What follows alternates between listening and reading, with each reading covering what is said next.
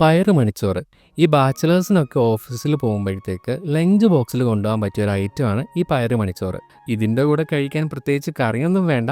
എന്നാലും ഒരു അലങ്കാരത്തിന് 2 മുട്ടയും കുറച്ച് സാലഡും ഒരല്പം തൈരും കൂടി ആയിക്കഴിഞ്ഞ് കഴിഞ്ഞാൽ ലഞ്ച് ബോക്സ് സെറ്റായി. ഇതിനായി ഒരു പ്രഷർ കുക്കറിലേക്ക് 3 ടേബിൾ സ്പൂൺ നെയ്യോ അല്ലെങ്കിൽ എണ്ണയോ ഒഴിച്ച് 1 ടീസ്പൂൺ സാജീരകം ചേർത്തൊന്ന് പൊട്ടിച്ചെടുക്കണം.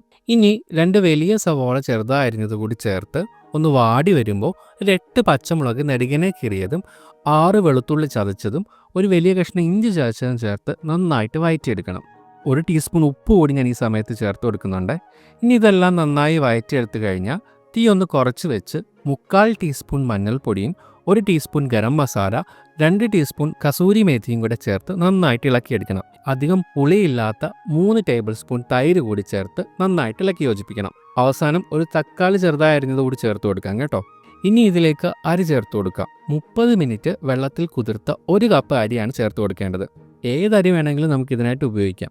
ഞാനിവിടെ പൊന്നിയരിയാണ് എടുത്തിട്ടുള്ളത്. ഇനി ഇതിലേക്ക് 6 മണിക്കൂർ വെള്ളത്തിൽ കുതിർത്ത 2 കപ്പ് ചെറുപയർ കൂടി ചേർത്ത് കൊടുക്കണം. ഇനി ഇതിലേക്ക് 6 കപ്പ് ചൂടുവെള്ളവും പാകത്തിന് ഉപ്പും ചേർത്ത് നന്നായി ഇളക്കി യോജിപ്പിച്ചതിന് ശേഷം വേവിച്ചെടുക്കാം.